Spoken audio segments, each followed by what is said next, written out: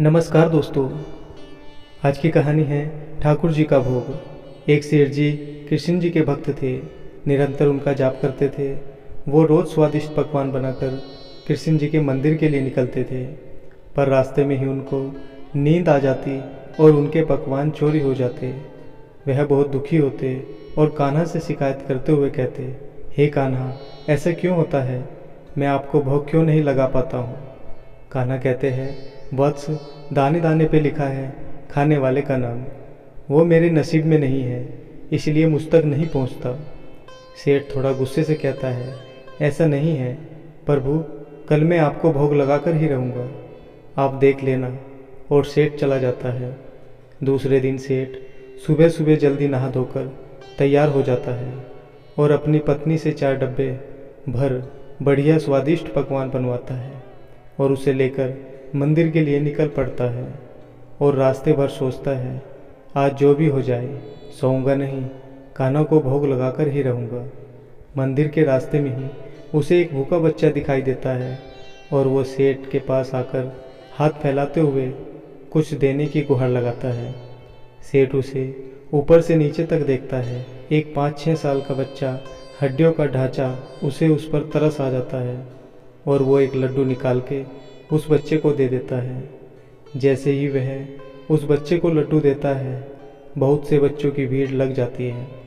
ना जाने कितने दिनों के भूखे बच्चे। सेठ को उन पर करुणा आ जाती है। उन सबको पकवान बांटने लगता है।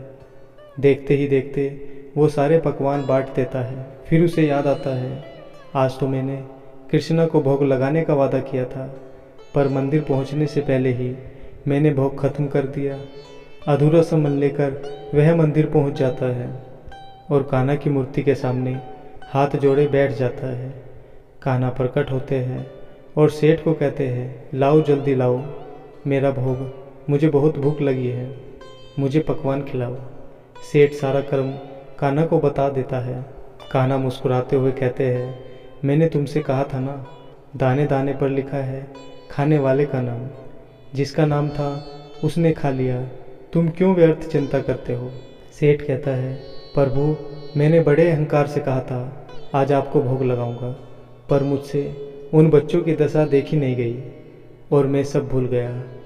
कान्हा फिर मुस्कुराते हुए कहते हैं, चलो आओ मेरे साथ। और वो सेठ को उन बच्चों के पास ले जाते हैं जहाँ सेठ ने उन्हें खाना खिलाया था। और सेठ से कहते हैं, ज़रा देखो, कुछ नज़र आ रहा है? सेठ की आंखों से आंसुओं का सैलाब बहने लगता है। स्वयं बांके बिहारी लाल उन भूखे बच्चों के बीच में खाने के लिए लड़ते नजर आते हैं। कान्हा कहते हैं, वही वो पहला बच्चा है जिसकी तुमने भूख मिटाई। मैं हर जीव में हूँ, अलग अलग भेष में, अलग अलग कलाकारी में। अगर तुम्हें लगे मैं ये काम इसके लिए कर रहा था, पर वो दूसरे के लिए हो जाए, तो उसे मेरी ही इच्छा समझना, क्योंकि मैं तो हर कहीं हूँ, बस दाने नसीब की जगह से खाता हूँ। जिस जिस जगह नसीब का दाना हो वहाँ पहुँच जाता हूँ। फिर इसको तुम क्या, कोई भी नहीं रोक सकता, क्योंकि नसीब का दाना नसीब वाले तक कैसे भी पहुँच जाता है, चाहे तुम उसे देना चाहो या ना देना चाहो। अगर उसके नसीब का है तो उसे प्राप्त जरूर होगा। सेठ कान्हा के चरणों में गिर पड़ा और कहता है, आपकी माया आप ही जाने। प्रभु मुस्कुराते हैं और कहते हैं, कल मेरा भोग मुझे ही देना, दूसरों को नहीं। प्रभु और भक्त हंसने लगते हैं। उनकी हर इच्छा में उनका धन्यवाद करें। जय श्री राधे कृष्ण।